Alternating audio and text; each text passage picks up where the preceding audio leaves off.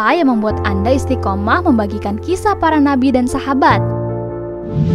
Karena ya awalnya kan karena aku suka sejarah awalnya gitu, dan aku melihat bahwa yang namanya perempuan gitu ya, banyak yang merasa bahwa ketika jadi perempuan terbatas ruang geraknya, amal solehnya tuh kayaknya nggak ada lagi gitu ya, selain ngurusin anak sama dapur sama suami gitu.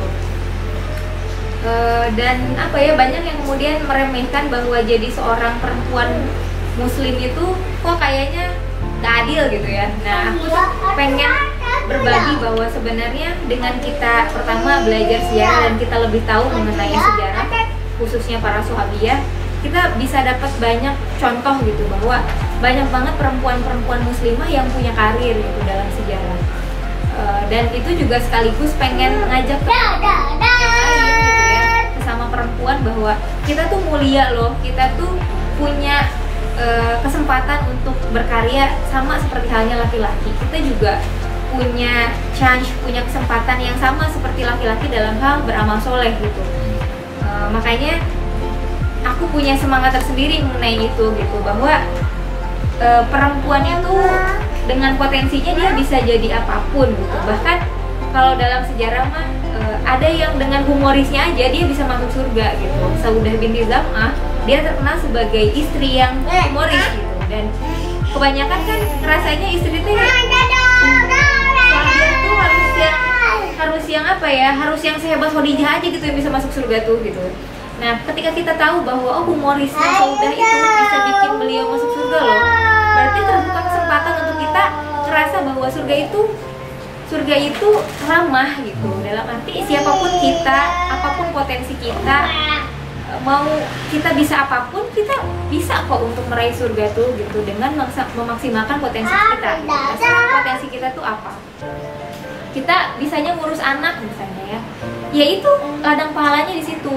Kita bisanya masak, ya ladang pahalanya di situ juga gitu, amal solehnya di situ gitu. Jadi pengen itu sebagai sebuah apa ya, biar perempuan-perempuan tuh merasa amal soleh mereka tuh bisa bertebaran di mana-mana gitu. Dan itu yang jadi semangat aku sih, lebih ke situ. Bagaimana Anda menjelaskan tokoh dari kisah yang dibawakan? Nah, biasanya sih kalau misalnya bikin kelas sejarah, ketika ada nama-nama yang mereka baru tahu ya, biasanya mereka nanya, oh ada ya nama itu, apalagi ketika tahu orangnya tuh down to earth ya, dalam arti oh ternyata dekat dengan keseharian kita, orangnya tuh biasa aja gitu, dalam tanda kutip. Jadi lebih ada semangat apa ya, beramal soleh gitu, bahwa oh iya saya yang begini aja bisa kok beramal soleh, saya tuh nggak harus sekaya Khadijah kok untuk beramal soleh teh gitu, saya tuh nggak perlu secerdas Aisyah untuk beramal soleh, tapi saya dengan diri saya yang seperti ini pun, dengan apapun yang saya punya, saya bisa kok beramal soleh kayak gitu. Lantas, bagaimana respon para pendengar terhadap tokoh muslim yang luar biasa? Responnya sih biasanya kayak wah, rata-rata sih kalau yang ikut ya suka pengen ikutan lagi biasanya. Kayak gitu, teh mau dong diceritain lagi, teh kapan dong bikin kelas lagi, suka kayak gitu. Rata-rata sih kayak gitu. Aku aja suka takjub. Aku baru tahu ya. Karena aku punya kebiasaan ketika aku riset mengenai apa yang mau aku baca, sebelum orang lain nanya aku nanya ke diri sendiri aku dulu. Misalnya ketika perang Badar, itu kenapa sih di bulan Ramadan, itu ada apa sih awalnya, emang penting banget ya pas waktu itu, emang ada pilihan lain gak sih selain perang gitu. Jadi diulik benar-benar sampai aku nemu jawabannya kayak gitu. Jadi apa ya, buat aku sejarah itu harus dipahami, bukan hanya sekedar urutan angka atau urutan waktu. Bagaimana tanggapan Anda mengenai sebuah sejarah?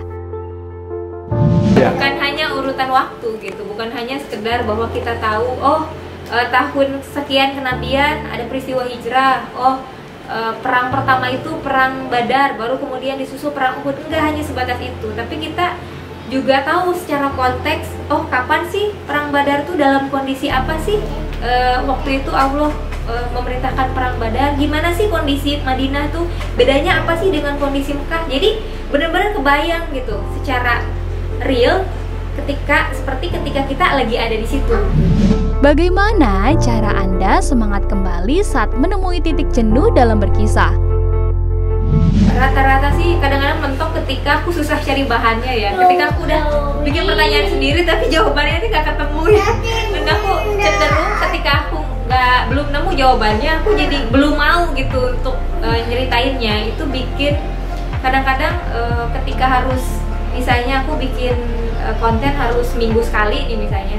Kalau aku belum nemu jawabannya itu bisa jadi mandek dulu gitu ya, karena ketika nyeritain aku nggak yakin, dalam arti aku belum tahu jawaban ini tuh apa gitu. Aku jadi agak agak ragu ketika mau ceritainnya kayak gitu.